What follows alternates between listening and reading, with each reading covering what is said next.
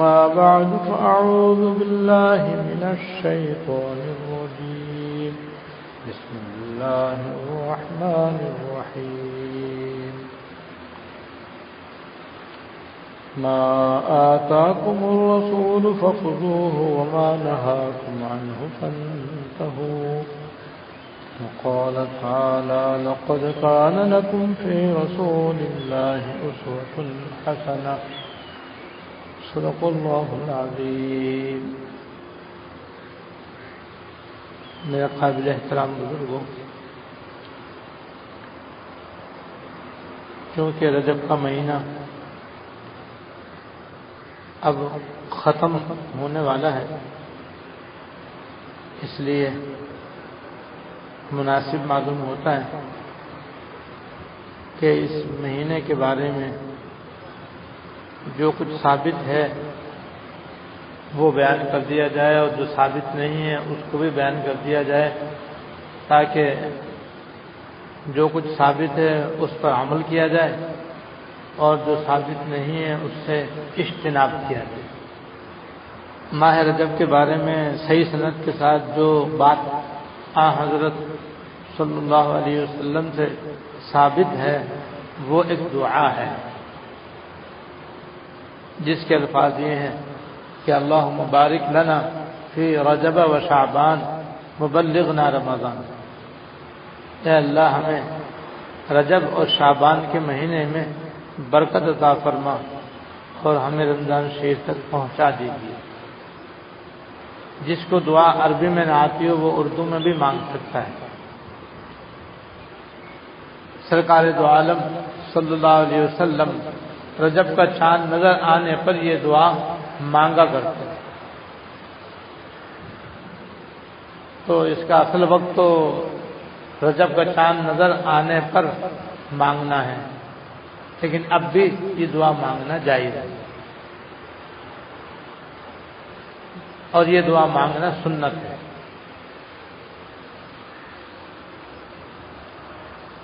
اس لیے حضور صلی اللہ علیہ وسلم کی تابعداری کرتے ہوئے ہمیں یہ دعا مانگتے رہنا چاہیے.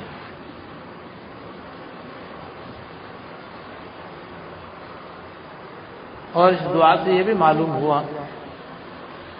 کہ حضرت صلی اللہ علیہ وسلم کو رجب کا چاند نظر آنے پر رمضان شریف کا شوق شروع ہو جاتا ہے. لہذا ہمارے دل میں بھی رمضان شریف کا شوق ہونا چاہیے، اور اگر نہ ہو تو پیدا کرنا چاہیے.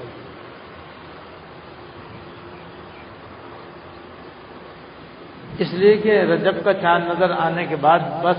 رمضان اور رجب کے درمیانے ایک ہی مہینہ باقی رہتا ہے، جس کو شعبان کا مہینہ کہتے ہیں. اور چونکہ سال کے 12 مہینوں میں رمضان شریف کا مہینہ سب سے بہتر ہے، سب سے افضل ہے، کیونکہ اس مہینے میں جتنی اللہ تعالیٰ کی رحمتیں اور مغفرتیں، دوزخ سے آزادی،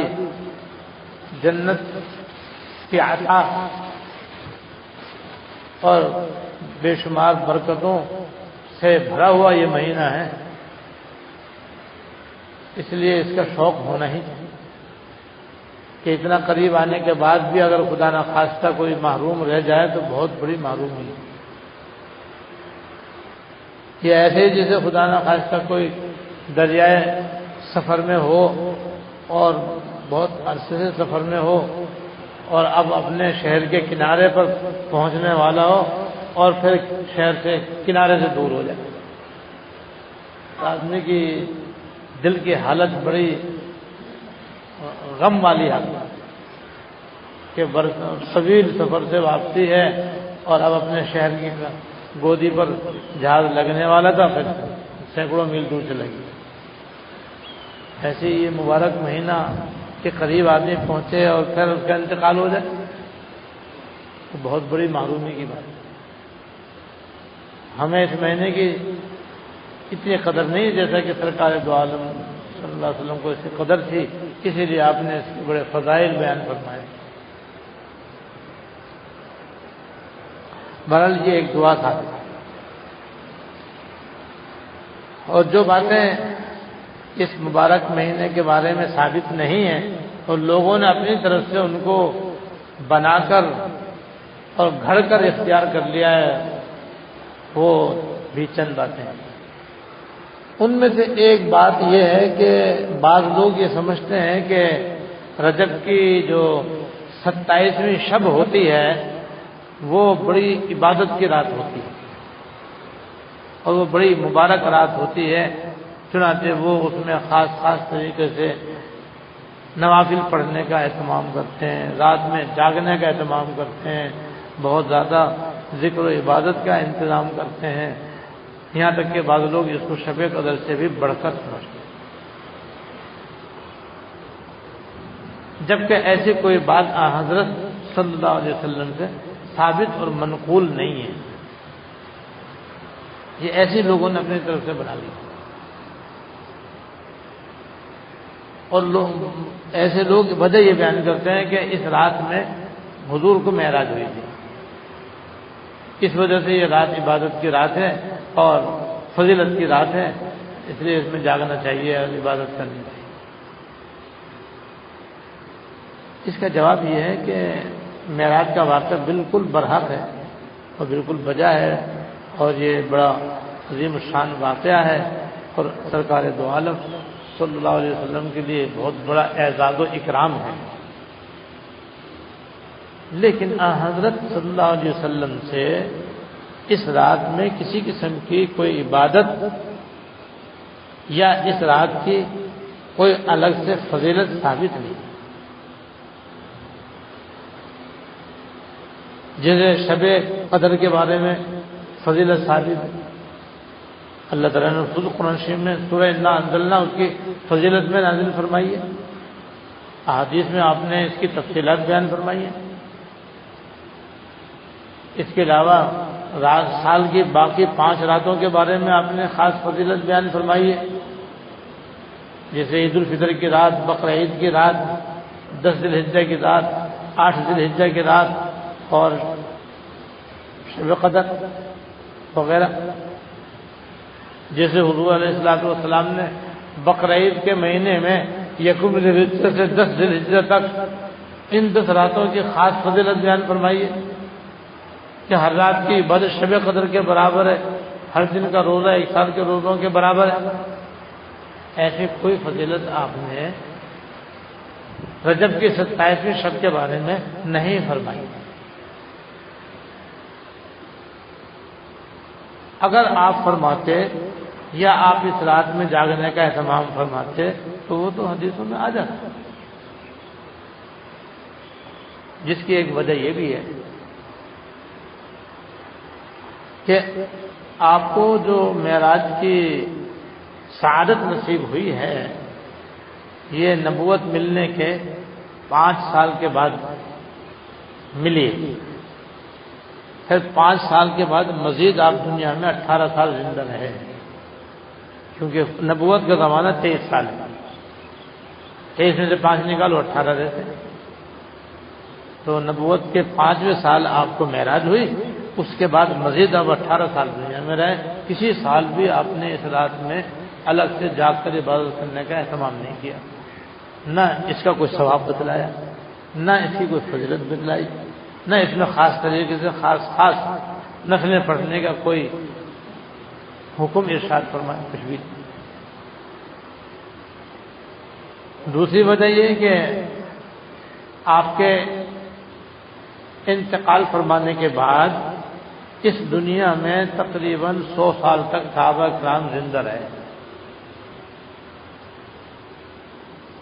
آپ کے انتقال سے ٹھیک 100 سال کے بعد حضور کے سب سے آخری صحابی حضرت فضل ابن عباس رضی اللہ تعالیٰ عنہ کا انتقال ہوا۔ ان کے انتقال پر صحابہ کرام کا دور ختم ہو گیا اس دنیا میں، اور یہ بابرکت سایہ دنیا سے اٹھ گیا۔ تو جب 100 سال تک صحابہ کرام دنیا میں رہے تو 100 دفعہ رجب کا مہینہ آیا یا نہیں آیا؟ جب 100 دفعہ رجب کا مہینہ آیا تو 100 مرتبہ 27ویں رجب کی رات بھی آئی، لیکن اس 100 سال کے عرصے میں ایک صحابی سے بھی اس رات میں جاگنا اور عبادت کرنا ثابت نہیں۔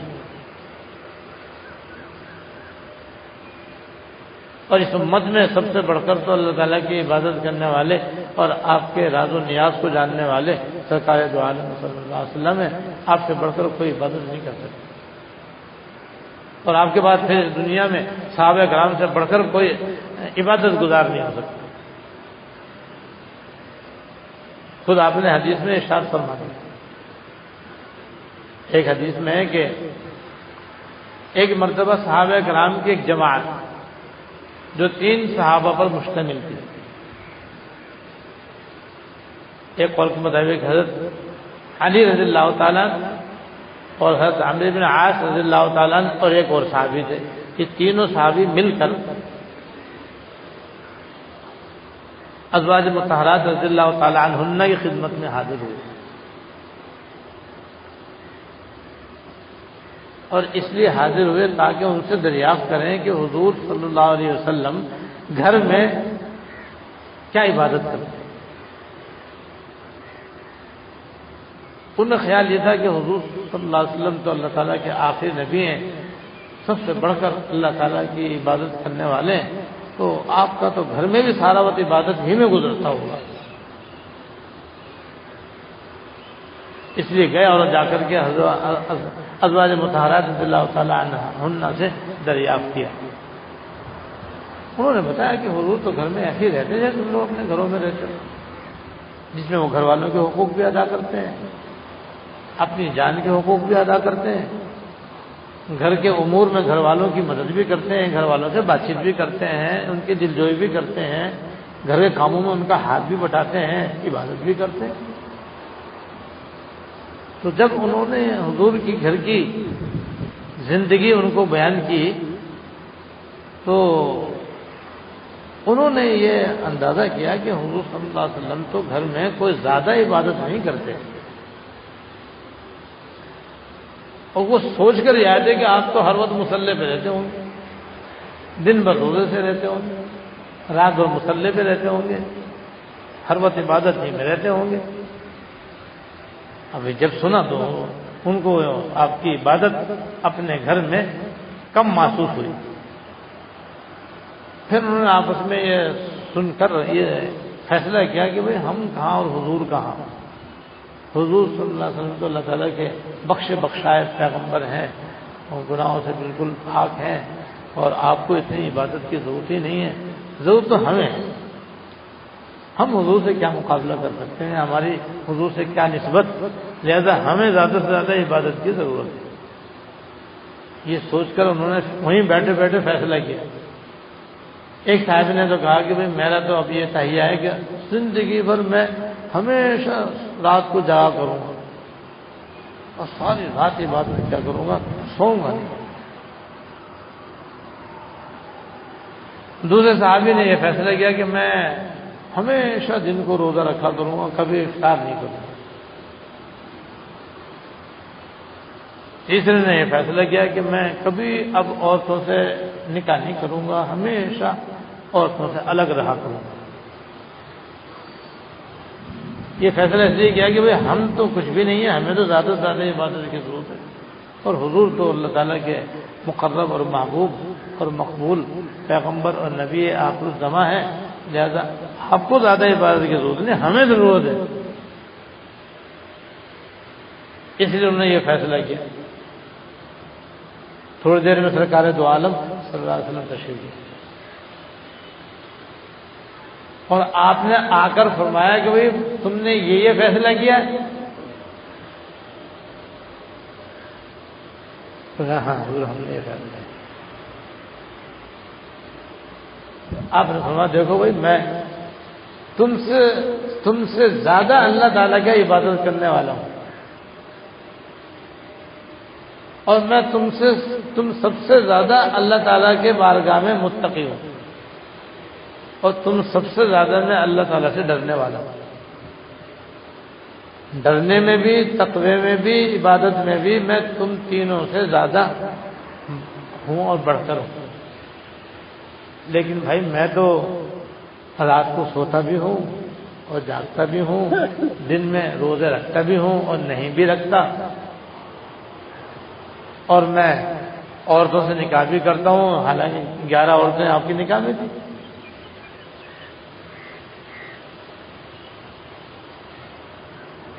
لہذا فمن رغب عن سنتی فلیس منی، جو میری سنت سے اعراض کرے گا، میرے طریقے سے ہٹ کر کوئی اور طریقہ اختیار کرے گا، وہ میرے طریقے پہ نہیں۔ یہ آپ نے کہا، حالانکہ وہ عبادت ہی کرنے کا تو اہتمام کرنے کے لیے عہد کر رہے تھے، اس سے بھی آپ نے منع فرمایا کہ میری پیروی کرو بھائی، اس میں ہے اللہ تعالیٰ کی رضا۔ تم اپنی طرف سے ساری رات جاگنے کا فیصلہ کر لو، دن بھر روزہ رکھنے کا ساری عمر فیصلہ کر لو، عورتوں سے الگ رہنے کا فیصلہ کر لو، یہ میرا طریقہ نہیں ہے۔ اور جب میرا طریقہ نہیں ہے تو اللہ تعالیٰ کا بھی طریقہ نہیں ہے، لیکن ان کے یہاں بھی یہ پسندیدہ نہیں ہے۔ میرے طریقے پہ چلو گے تو تم کو نجات ملے گی اور راہ ملے گی۔ تو حضور سے بڑھ کر کوئی عبادت گزار ہو نہیں سکتا۔ اس کے بعد پھر صحابہ کرام دنیا کے اندر ایسے ہیں کہ پھر وہ ان کے برابر کوئی بھی نہیں۔ حضور نے بھی ان کی فضیلت بیان فرمائی ہے، علماء نے بھی ان کی فضیلت بیان فرمائی ہے۔ حضور نے تو ان کی یہ فضیلت بیان فرمائی ہے کہ میرا ایک صحابی ایک سر یا آدھا سے گندم اللہ کے راستے میں خیرات کرے، اور غیر صحابی احد پہاڑ کے برابر سونا خیرات کرے، تب بھی غیر صحابی کا احد پہاڑ کے برابر سونا خیرات کرنا میرے صحابی کے آدھا سے گندم خیرات کرنے کے برابر نہیں ہوگا۔ یعنی میرے صحابہ کو میری صحبت سے اللہ پاک نے وہ اخلاص کا اعلیٰ درجہ عطا فرمایا ہے جو قیامت تک غیر صحابی کو نصیب نہیں ہو سکتا۔ اور اعتبار اخلاص کا ہے، اعمال میں اعتبار اخلاص کا ہے، مقدار کا نہیں۔ اللہ تعالیٰ کیا ہے، ہماری عبادتیں گنی نہیں جائیں گی، ان کی مقدار نہیں دیکھی جائے گی، اخلاص دیکھا جائے گا۔ جتنا کسی کی عبادت میں اخلاص ہوگا تو بعض دفعہ اس کی ایک ہی نیکی دوسروں کی ہزاروں نیکیوں سے بڑھ جائے گی، اخلاص کی وجہ سے۔ اور دوسروں کی ہزاروں لاکھوں نیکیاں ہوں گی لیکن ان میں کوئی وزن نہیں۔ تو صحابہ کرام کو اللہ پاک نے حضور کے طفیل وہ اخلاص عطا فرمایا جو دوسروں کو نصیب نہیں ہو سکتا۔ اور علماء نے بھی فضیلت بیان فرمائی۔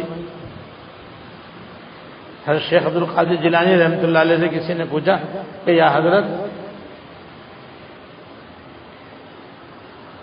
معاویہ افضل ہیں، حضرت معاویہ رضی اللہ تعالیٰ عنہ افضل ہیں، یا حضرت عمر ابن عبد العزیز رحمۃ اللہ علیہ افضل ہیں؟ یہ پوچھا۔ حضرت معاویہ رضی اللہ تعالیٰ عنہ حضور کے جلیل القدر صحابی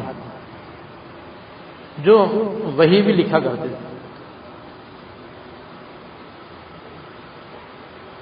اور حضرت عمر بن عبد العزیز رحمۃ اللہ علیہ تابعی ہیں، صحابی نہیں ہیں، لیکن انہوں نے اپنے زمانے میں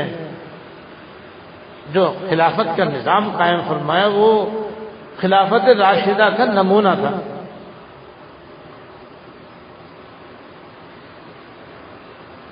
اور ان کی پیدائش کا جو واقعہ ہے وہ بھی عجیب و غریب ہے۔ حضرت عمر رضی اللہ تعالیٰ نے اپنے زمانے میں عام اعلان کرا دیا کوئی شخص دودھ کے اندر پانی نہیں ملائے، کوئی شخص دودھ میں پانی نہیں ملائے۔ جسے اللہ بتائے دودھ بیچنے والوں کی عادت ہوتی ہے کہ بہانے سے پانی ملاتے، ہاں کہ برف ڈال دیا ہم نے اس لیے تاکہ دودھ پھٹنے نہ پائے، آپ کے گھر میں صحیح سلامت پہنچ جائے، چاہے 1 کلو اس میں پانی بھی شامل ہو جائے، برف پگھلے گی تو پانی بنے گا۔ ہم نے تو برف ڈالی ہوئی ہے تاکہ دودھ جو ہے نا آپ گھر تک صحیح سلامت چلا جائے، راستے میں پھٹنے نہ پائے۔ اب چاہے 1 سیر کے بجائے 2 سیر ہو جائے گا۔ تو یہ بیماری پرانی ہے بھائی، اللہ بتائے ملاوٹ کرنے کی۔ حضرت عمر رضی اللہ تعالیٰ نے اعلان کیا کہ بھائی کوئی بھی اپنے دودھ میں پانی نہیں ملائے، اعلان بھی کر دیا، اور حضرت ویسے بھی گشت کیا کرتے تھے اور چکر لگایا کرتے تھے کہ دیکھیں لوگ میں کوئی برائی دیکھتے تھے تو اس کو مٹاتے تھے، کوئی بھلائی دیکھتے تھے اس کی توثیق فرماتے تھے یا اس کی ترغیب فرماتے تھے۔ تو ایک رات کے آخری حصے میں حضرت گشت فرما رہے تھے شہر کے اندر، مدینہ منورہ کے اندر۔ مکان اس زمانے میں چھوٹے چھوٹے ہوتے تھے، کچے بھی ہوتے تھے، چھوٹے چھوٹے بھی ہوتے تھے، ایسے آج کل کیسے بنگلے نہیں ہوتے تھے کہ اندر کی آواز باہر نہیں آئے، باہر کی آواز اندر نہ آئے۔ اس زمانے میں گھر کی باہر کی آواز اندر، اندر کی آواز باہر آسانی سے آ جاتی تھی۔ تو جا رہے تھے تو ایک دروازے کے پاس سے جب گزرے تو آواز سنائی دی، تو حضرت نے آواز کی طرف کان لگایا کہ دیکھیں کس قسم کی باتیں ہو رہی ہیں، کون ہے، کیا باتیں کر رہے ہیں۔ تو انہوں نے جب کان لگایا تو یہ سنا کہ ایک ماں اپنی بیٹی سے کہہ رہی ہے کہ بیٹی دودھ میں پانی ملا دے، دودھ میں پانی ملا دے۔ تو بیٹی نے جواب دیا کہ اماں، امیر المومنین کا حکم یہ ہے کہ پانی نہ ملاؤ، حکم ہے کہ دودھ میں پانی نہ ملاؤ۔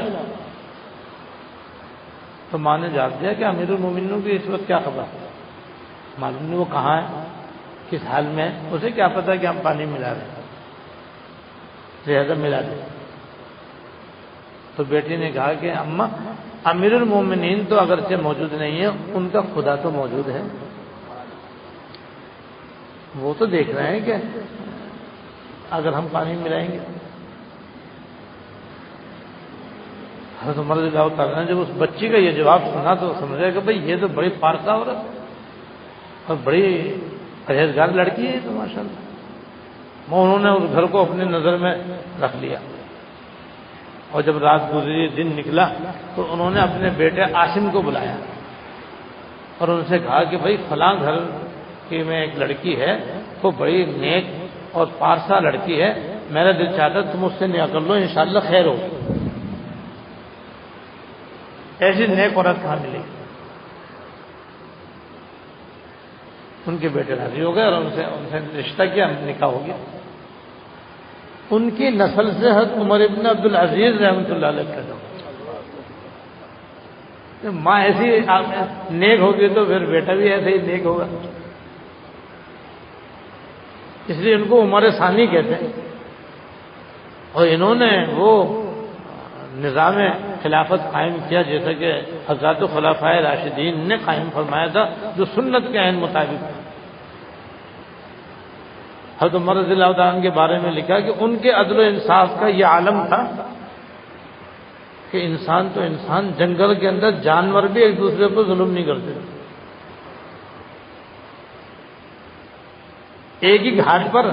شیر بھی پانی پی رہا ہے، برابر میں ہرن بھی پی رہا ہے، شیر اس پر حملہ کر کے اس کو پھاڑتا نہیں تھا، ورنہ تو اس کا تو لقمہ تر ہے، اور ایک پنجہ مارے جناب، پانی بھی پیے اور ہرن بھی کھائے، لیکن وہ شیر بھی اس کے اوپر، ہرن کے اوپر دیکھ نہیں سکتا تھا، نظر ڈال، یہ میرے برابر میں ہے تو لاؤ اسے دبوچ لو، اسے خون پی لو۔ ایک دیہاتی نے ایک دن دیکھا کہ جنگل کے اندر شیر نے ہرن کو مار لیا، اس نے کہا کہ حضرت عمر بن عبدالعزیز رحمۃ اللہ علیہ کا انتقال ہو گیا۔ جنگل میں اس نے شیر کو جب دیکھا کہ یہ ہرن کو مار رہا ہے تو وہ سمجھ گیا کہ بس حضرت عمر دنیا سے گئے، اور یہ عدل و انصاف کا سایہ اٹھ گیا، اس لیے اب یہ درندہ بھی ہرن کو تکلیف پہنچا رہا ہے۔ تحقیق تو بالکل صحیح تھا۔ حضرت عمر بن عبدالعزیز رحمۃ اللہ علیہ ایسے نیک اور متقی اور عادل اور منصف امیر تھے، لیکن تھے تابعی صحابی نہیں۔ ان کے بارے میں پوچھا کہ حضرت شیخ عبد القادر جیلانی رحمۃ اللہ علیہ سے کہ حضرت عمر بن عبدالعزیز افضل ہے، حضرت معاویہ رضی اللہ تعالیٰ عنہ افضل ہے؟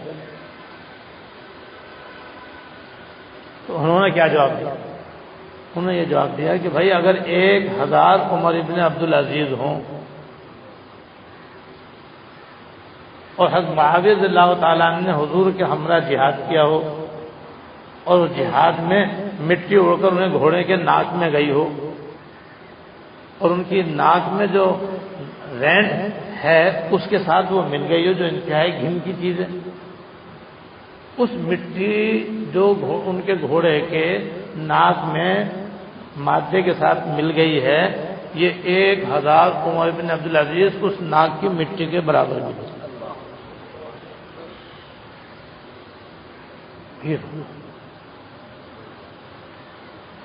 تو وہ جب 100 سال تک صحابہ کرام دنیا میں رہے، ان سے بڑھ کر کوئی عبادت گزار نہیں، انہوں نے تو 27ویں شب میں کوئی عبادت الگ سے کی، تو جب نہیں کی تو بس پھر ہے نہیں، یہ اپنی طرف سے بنائی ہوئی ہے، جب بنائی ہوئی ہے من گھڑت، لہذا ہمیں اس سے بچنا ضروری ہے۔ ایسے ہی ایک کام یہ کیا جاتا ہے کہ وہ 27ویں رجب کا روزہ بھی لوگ بڑے اہتمام کے ساتھ رکھتے ہیں، کوئی سمجھتے ہیں کہ اس کی بہت ہی کوئی بڑی فضیلت ہے، بہت ہی خاص فضیلت ہے، تو وہ صحیح سند کے ساتھ تو اس دن کے روزے کی بھی کوئی فضیلت ثابت نہیں ہے، بعض ضعیف روایتیں ہیں بہرحال، لیکن اس دن کی وجہ سے اس کی خاص فضیلت سمجھنا اور اس کا خاص اہتمام اور التزام کرنا یہ ثابت نہیں، بلکہ منع کرنا ثابت ہے۔ وہ بھی حضرت عمر رضی اللہ تعالیٰ عنہ سے ثابت ہے۔ حضرت عمر رضی اللہ تعالیٰ عنہ کو اپنے دور خلافت میں بعض لوگوں کے بارے میں پتہ چلا کہ وہ 27ویں رجب کا روزہ رکھنے کا خصوصی اہتمام کرتے ہیں، اب وہ تو سنت پر ٹھیک قائم ہونے والے تھے، قائم کرنے والے، تو انہوں نے جب یہ دیکھا تو وہ اپنے گھر سے نکلے، اور جس کے بارے میں ان کو شبہ ہوتا کہ اس نے روزہ رکھا ہے، اس نے 27ویں تاریخ کا روزہ رکھا ہے، تو اپنے سامنے روزہ توڑواتے، روزہ توڑو، اگر تم نے روزہ رکھا میرے سامنے کھاؤ، زبردستی کھلاتے اور ان کا روزہ توڑواتے، تاکہ یہ لوگوں کو معلوم ہو کہ اس دن کے روزے کی وہ خاص فضیلت نہیں ہے جیسا کہ سمجھا جا رہا ہے، بس اس دن کا روزہ ایسے جیسے آج کا روزہ، جیسے 10 دن پہلے کا روزہ 10 دن بعد کا روزہ، وہ خصوصی فضیلت یہ خصوصی اہتمام کی صحیح سند کے ساتھ حدیث ثابت ہے۔ اور تیسری چیز وہ ہے جو کہ بہت زیادہ اہتمام کے ساتھ ہوتی ہے، جس کو ٹونڈے کہتے ہیں، بس شیطان نے ان مبارک راتوں میں مبارک دنوں میں عبادت سے ہٹائے کھانے پینے میں لگا دیا، اور یہ اس کا پرانا گر ہے جو ہمیشہ سے وہ آزماتا آ رہا کہ یہ جو انسان ہے نا، یہ لوگ کھانے پینے کے بڑے شوقین، عبادت کرنے کے شوقین نہیں، اس لیے ہر ایسے اہم موقع پر وہ گھما پھرا کے کھانے پینے میں لگا دیتا، چنانچہ وہ آگے شعبان آ رہا اس میں حلوے مانڈے میں لگا دیے، اور پھر آگے ربیع الاول آئے گا اس کے اندر بریانی میں لگا دیا، پھر محرم آئے گا حلیم کھچڑے میں لگا دیا، رجب آیا تو کنڈوں میں لگا دیا، نہ نماز کے نہ روزے کے نہ حج کے نہ زکات کے، وہ کنڈا فرض ہے، وہ کنڈے میں ہم نہ کنڈا کر لیتے، یعنی یہ حالت ہے کہ کوئی آدمی نماز نہ پڑھے، روزہ نہ رکھے، حج نہ کرے، زکات نہ دے، چوری کرے، ڈاکہ ڈالے، شراب پیے، ناچ گانا کرے، جوا سٹا کھیلے، اگر وہ کنڈے کر رہا ہے تو بس سب صحیح علیہ باللہ، اور یہ سارے کام کرے لیکن کنڈے نہ کرے تو بس وہ تو وہابی ہے، اور بس وہ ہر برائی کا مستحق ہے، تو روزہ تو پھر بھی کچھ نہ کچھ ثابت ہے، اور لیکن یہ تو کسی حدیث سے اور قرآن سے حدیث سے کسی چیز کو ثابت ہی نہیں ہے، تو سب اپنا بنایا ہوا طریقہ ہے جس کو بدعت کہتے ہیں، اور سرکار دو عالم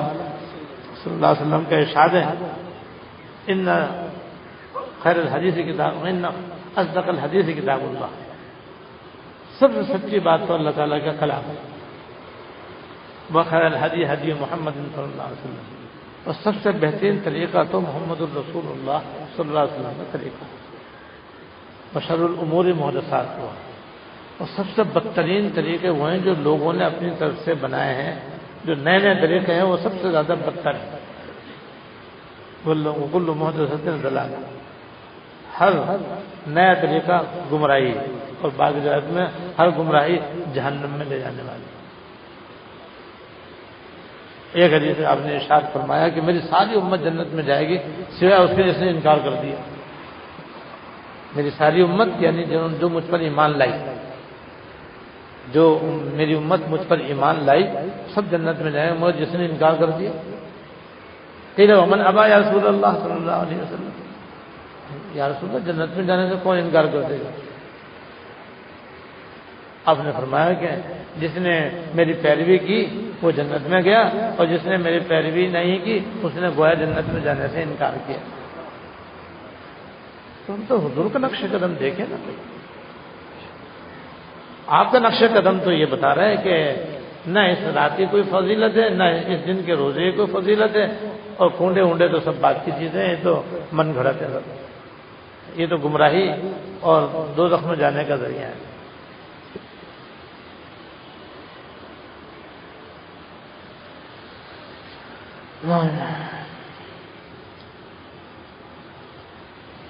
اور چوتھی چیز جو اس مبارک رات، اس رات میں چوتھی چیز اس رات میں بطور خاص کی جاتی ہے، کیونکہ اس رات کو وہ الگ سے خاص فضیلت کی رات سمجھتے ہیں، اس لیے اس رات میں پھر چراغاں کرتے ہیں، مسجدوں کو بھی سجاتے ہیں، بعض لوگ اپنے گھروں کو بھی سجا لیتے ہیں۔ حالانکہ یہ چراغاں کرنا اور ضرورت سے زیادہ بجلی کا استعمال کرنا یہ بذات خود گناہ ہے، اس لیے گناہ ہے کہ یہ اسراف ہے، اسراف گناہ ہے، اور اس وجہ سے بھی گناہ ہے کہ اس کے اندر ہندوؤں کے ساتھ اور مجوسیوں کے ساتھ مشابہت ہے۔ مجوسی تو آگ کو خدا سمجھتے ہیں اور اس کی عبادت کرتے ہیں، اس لیے اپنی خوشی کے موقع پر وہ زیادہ سے زیادہ چراغاں کرتے ہیں اور اسی کو اپنے لیے اچھا سمجھتے ہیں۔ اور ہندو بھی اپنی خوشی کے موقع پر ہولی دیوالی کے اندر یہ چراغاں کرنے کا ایک طریقہ اختیار کرتے ہیں، وہ بھی چراغاں کرتے ہیں۔ اور حدیث میں من تشبہ بقوم فہو منہم، جو کسی کی مشابہت اختیار کرے گا وہ انہی میں سے ہے، انہی کے صف میں کھڑا ہوگا اللہ سے۔ تو مشابہت بھی تو ناجائز ہے، یعنی ہندوؤں کی مشابہت ہو یا مجوسیوں کی مشابہت ہو یا فساق و فجار کی مشابہت ہو، وہ گناہ ہے۔ ایسا کام نہ کرو جس سے تم ان کے مشابہ ہو جاؤ۔ حدیث میں من کثرت سواد قوم فہو منہم، جو کسی قوم کی جماعت میں ان کی تعداد میں اضافہ کرے گا وہ بھی انہی کے حکم میں ہوگا، اس لیے اس سے بھی بچنا چاہیے۔ اور پھر ویسی بجلی کا قید، گیس نہیں ہے، بجلی نہیں ہے، پانی نہیں ہے، لوگ بل بلا رہے ہیں، پریشان ہیں، اور یہاں جناب ایک ناجائز کام کے لیے بجلی ضرورت سے زیادہ استعمال ہو رہی ہے، پھر بعض جگہ وہ کنڈے کی بجلی استعمال ہوتی ہے، وہ تو خود چوری ہے بھائی، اور چوری بھی ہے تو قوم کی چوری بھائی، ایک تو ایک آدمی کی چوری ہوتی ہے، ایک پوری قوم کی چوری ہوتی ہے۔ ہمارے فرماتے تھے یہ جو قوم کی چوری یہ انتہائی خطرناک چیز ہے۔ خطرناک اس لیے ہے کہ بھائی کل آخرت میں تو جواب دینا ہی ہے۔ اب ایک آدمی کی چوری کرے تو اس سے تو معافی مانگنا آسان ہے نا، بھائی اس کو پیسے دے دو یا اس سے معافی مانگو۔ ساری قوم سے کیسے کون معافی مانگے گا، کیسے مانگے گا بتاؤ؟ جب نہیں مانگ سکتا تو قیامت میں ساری قوم ایک طرف کھڑی ہوگی، 10 کروڑ 12 کروڑ جو بھی ہے، ایک طرف قوم کھڑی ہوگی، ایک طرف یہ چور کھڑا ہوگا جس نے کنڈے کی بجلی استعمال کی۔ وہ کہیں گے جی ہمارا تو اس نے حق مارا ہے، ہمیں آپ دلواؤ۔ تو ساری قوم کو کیسے ان کا حق ادا کرے گا؟ اتنا مشکل کام ہے۔ لوگ اس کو معمولی سمجھتے ہیں، ہے یہ اتنی خطرناک چیز، اس لیے اپنے میٹر بالکل صحیح رکھنے چاہیے، نہ تیز کروائے، تیز تو کوئی بھی نہیں کرواتا، نہ سیدھو کرواؤ، سیدھو کروانے والے بہت۔ بس جو صحیح رفتار ہے اس کی اس پہ رکھو اور اپنی طرف سے ادا کرو، چاہے دوسرا ہمارا حق مارے، ہمارا حق مان لے، ہمارا اس میں نقصان نہیں ہے، دنیا کا عارضی نقصان ہے، آخرت کا نقصان نہیں ہے۔ لیکن خدا نہ خواستہ قوم کی چوری ہو جائے کہ قوم کا حق ہمارے اوپر آ جائے تو علمان والا پھر یہ بڑی خطرناک چیز ہے۔ لیکن اگر کسی نے یہ غلطی کر لی ہے تو اس کا بھی حل موجود ہے، وہ مجھ سے علیحدگی میں مل لے، میں اس کو آسان حل بتلا دوں گا انشاءاللہ۔ سب کے سامنے میں اس لیے نہیں بیان کرتا کہ لوگ کہیں گے بھائی یہ حل تو بڑے کرو چوری اچھی طرح سے۔ یہ رجب کے بارے میں آخری بات یہ ہے کہ بھائی اب ماشاءاللہ رجب کے بعد شعبان، شعبان کے بعد رمضان، اللہ تعالی ہم سب کو نصیب فرمائے۔ ایک تو بھائی دل سے دعا مانگنا شروع کر دو کہ اللہ بس اب کچھ بھی ہے جیسے بھی ہیں ہمیں رمضان نصیب فرما دیجیے، بس ہمیں رمضان شریف مل جائے بس، اور صحت کے ساتھ ملے اور عافیت کے ساتھ ملے، سلامتی کے ساتھ ملے، اپنی رحمتوں مغفرتوں کے ساتھ ملے اور مقبولیت کے ساتھ ملے۔ جیسے مانگوں گا ویسے ملے گا، ان کا تو وہ تو دربار ایسا ہے جو مانگو سب کچھ ملتا ہے۔ ہمارے حد فرماتے تھے ارے بھائی تمہارے پاس جھولے نہیں ہے تو جھولے بھی انہیں سے مانگ لو۔ اللہ اگر نہیں مانگنا آتا ہے تو تب بھی یہ کہہ دو یا اللہ ہمیں تو مانگنا نہیں آتا مگر آپ کو تو دینا آتا ہے، بس آپ نے شان عطا کے مطابق مجھ نہ مانگنے والے کو عطا فرما دیا۔ تو وہ تو ایسا دربار ہے، لہٰذا مانگو اللہ تعالیٰ سے گر گرا کے۔ ایک کام تو یہ کرو، دوسرے یہ کہ بھائی چونکہ مبارک مہینہ بہت ہی برکتوں اور رحمتوں والا مہینہ ہے، لہذا اس کی پہلے سے تیاری کرنے کی ضرورت ہے۔ جو پہلے سے تیاری کرتا ہے سیزن میں وہی کماتا ہے، جو سیزن میں تیاری کرتا ہے وہ سیزن اس کا آؤٹ ہو جاتا ہے، بیکار ہو جاتا ہے۔ جب دنیا کا سیزن حاصل کرنے کے لیے پہلے سے تیاری کرتے ہیں، گرمیوں میں سردیوں کی تیاری ہو رہی ہے اور سردیوں میں گرمیوں کی تیاری کرتے ہیں، ہے ہی نہیں۔ تو جب دنیا میں یہ حال ہے تو پھر آخرت بھی تو اس سے بڑھ کر ہے، یہاں بھی پہلے تیاری کریں گے تو ہوگا وقت پر کچھ، ورنہ کچھ نہ ہو سکے گا اللہ ماشاءاللہ۔ اس لیے چند باتیں پہلے سے کر لینی چاہیے، جس میں سے ایک یہ کہ جس کی جتنی نمازیں قضا ہیں رمضان آنے سے پہلے ادا کر کے فارغ ہوں۔ اکثر عورتوں اور مردوں کی نمازیں قضا رہتی ہیں، لوگوں کو پرواہ نہیں ہوتی اور ایسی بس وقت گزرتا رہتا ہے، اللہ بچائے۔ تو کم از کم رمضان سے پہلے پچھلی کوئی نماز ہمارے ذمہ قضا نہیں رہنی چاہیے۔ نمبر 2، روزے اگر کسی کے ذمہ قضا ہوں تو وہ ادا کر لیں۔ خواتین کے قدرتی مجبوری کی بنا پر عام طور پر کچھ روزے ہر رمضان میں چھوٹ جاتے ہیں، اور جو نیک اور پارسا عورتیں ہوتی ہیں وہ تو رمضان گزرتے ہی جلدی سے جلد اپنے روزے رکھ لیتی ہیں۔ لیکن بعض عورتیں بڑی کاہل اور سست اور لاپرواہ ہوتی ہیں، ان کے تو 20 رمضانوں کے روزے باقی رہتے ہیں، 10 رمضان کے روزے ان کے ذمہ باقی ہیں، کسی کے 40 کسی کے 50۔ یہ بڑی غفلت اور بڑی کوتاہی کی بات ہے اور باعث گناہ ہے۔ اور رمضان شریف کی تیاری کا تقاضا یہ ہے کہ وہ رمضان آنے سے پہلے اتنے سارے روزے اپنے رکھ لیں۔ اور بے شک جون جولائی کا مہینہ ہے، مگر جون جولائی کے مہینے میں بھی تو انسان کھاتا بھی تو ہے پیتا بھی تو ہے، اور اگر ڈاکٹر کھانے پینے سے منع کر دے تو سارے دن روزے سے رہیں گے۔ تو ڈاکٹر صاحب نے کہہ دیا کہ کھانا مت، تو ڈاکٹر صاحب کی بات جب ماننے کے لیے تیار ہو تو اللہ اس کے رسول کی بات ماننے کے لیے تیار نہیں ہو۔ رکھو روزے، اللہ تعالیٰ آسان فرما دیں گے انشاءاللہ تعالیٰ۔ ہمت کرے آج تو جتنے روزے ہیں رمضان آنے سے پہلے ادا کر دیں۔ ایسے جس کی زکوٰۃ باقی ہو وہ اپنی زکوٰۃ ادا کر دیں، کیونکہ 1 سال کی زکوٰۃ 1 سال کے اندر ادا کر دینا ضروری ہے، اس سے زیادہ تاخیر کرنا موجب گناہ ہے، باعث گناہ ہے۔ بعض عورتوں کے پاس زیور ہوتا ہے اور ان کے پاس زکوٰۃ ادا کرنے کا انتظام نہیں ہوتا، جیسے یہ کہ سال ہر سال کی زکوٰۃ ان کے ذمہ فرض رہتی ہے، جو قرض ہے ان کے ذمہ وہ ادا نہیں کرتے اور پرواہ بھی نہیں کرتی، بعضوں کو فکر بھی ہوتی ہے۔ تو بھائی زیور بیچنا پڑے تو زیور بیچو، مگر زکوٰۃ سب ادا کرنا ضروری ہے۔ خواتین اچھی طرح سمجھ لیں اور مرد حضرات بھی اچھی طرح سمجھ لیں، عورت کے لیے زیور ہونا کوئی فرض واجب نہیں، زیور رکھنا پہننا کوئی فرض واجب نہیں، لیکن اگر زکوٰۃ زیور بقدر نصاب ہے تو اس کی زکوٰۃ ادا کرنا فرض، اور زکوٰۃ ادا کرنے کے لیے پیسے ہونے ضروری نہیں۔ اکثر عورتوں کے پاس یہ عذر ہوتا ہے کہ ہمارے پاس پیسے نہیں، ہمارا کوئی آمدنی کا ذریعہ نہیں ہے، جو کچھ ہمیں شوہر کی طرف سے ملتا ہے بس وہ اتنا ہوتا ہے کہ بس ہمارے جیب خرچ پوری ہو جاتی ہے، ہمارے پاس اتنے پیسے ہوتے ہی نہیں کہ ہم اپنے زیور کی زکوٰۃ دیں۔ تو بھئی یہ کوئی شرعاً ضروری نہیں ہے کہ آپ کے پاس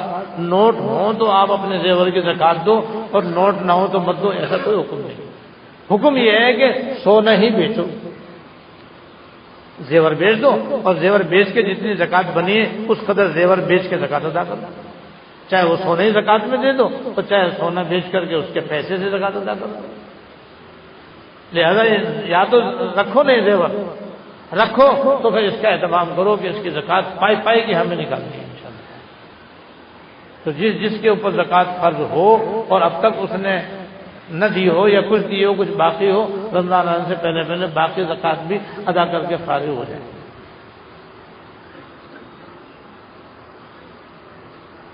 اسی طرح سجدہ تلاوت ہے، وہ کسی کے ذمہ واجب ہو تو ان کو ادا کر دیں، منت مانی ہو، منت پوری ہو گئی ہو تو اس کو پورا کریں، قسم کھا لی ہو، کفارہ واجب ہو تو کفارہ ادا کر لیں، غرض کے یہ ساری چیزیں رمضان سے پہلے پہلے کر کے فارغ ہو جائیں۔ باقی پھر انشاءاللہ تعالیٰ میں آئندہ کروں گا کہ باقی اور کیا کام کریں تاکہ رمضان شریف سے پہلے پہلے ہم رمضان شریف کے لیے اپنے آپ کو تیار کر لیں، اور پھر جب رمضان شریف شروع ہو تو ہم زیادہ سے زیادہ اپنا وقت اللہ تعالیٰ کی عبادت و طاعت میں گزاریں۔ اللہ تعالیٰ توفیق عطا فرمائے۔ اللهم لك الحمد لا نحصي ثناء اللهم لك الحمد لا نحصي ثناء عليك اللهم صل على سيدنا مولانا محمد وعلى ال سيدنا مولانا محمد وبارك